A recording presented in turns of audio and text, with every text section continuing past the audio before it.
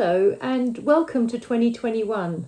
I know for many of us we're hoping it's going to be a much better year than 2020, but I don't want to assume it's been a terrible year for everybody, because I know some people have had a really good year in 2020 despite the pandemic and despite this collective trauma that so many of us have experienced, absorbing all of the difficulties and the challenges and the pain of what's going on around the world in 2020 and coming into 2021 too. Let's not assume it's over by any means.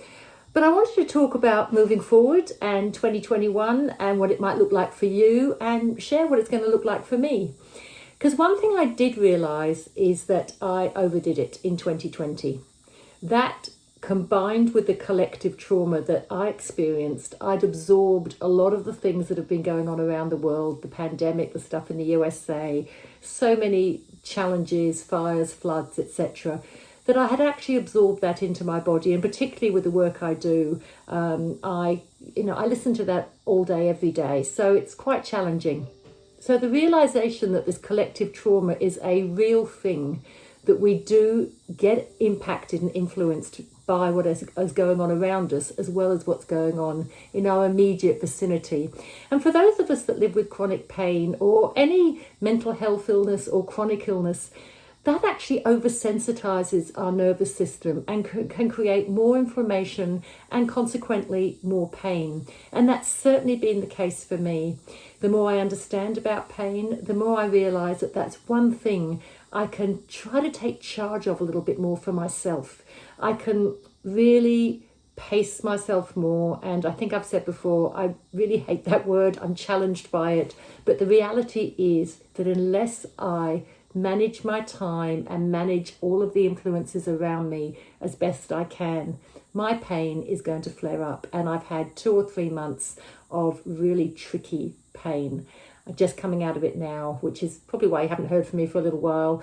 But I am feeling better now because I am more rested. I took time to rest over Christmas, New Year, and I have decided without a doubt that I'm going to change the way in which I work this year. I'm going to put more spaces between my work.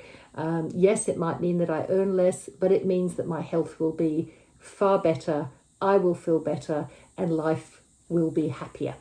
So, because less pain means more able to cope, means happier. I'm sure many of you understand that. So I've decided to space out my appointments more. I've decided to take a lot of Wednesday off, if not all of Wednesday, to give myself that, I think it's referred to as hump day in many places, that time in the middle of the week where I can just relax and have no expectations of myself, not have any appointments, maybe 1 or 2 in the morning if necessary, first thing, but then have the rest of the day free. And also on the weekends, really keep that very minimal. If I have to work, it'll just be first thing, 1 appointment Saturday morning that might meet other people's needs as well as mine, and that's it. So I have really decided to pace myself this year, to allow myself that time, not feel guilty about it, to not fill up my days because they're there to be filled, to really quieten my nervous system, be conscious of not overwhelming it and keeping it desensitized, not oversensitized. And that, I know for me, will help manage my pain. It won't get rid of my pain, but it will help manage it and help with the flare-ups.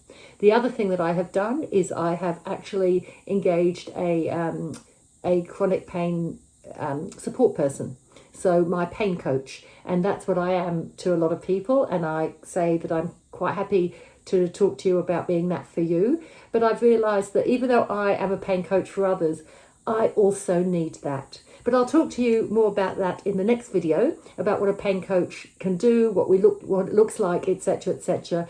But I just wanted you to know that I'm practicing what I preach, and I've reached out and got myself a pain coach too, to keep me on track. Anyway, what are you going to do to keep you on track in 2021? I look forward to hearing from you. I look forward to you sharing that information so I can share it with everybody else as well.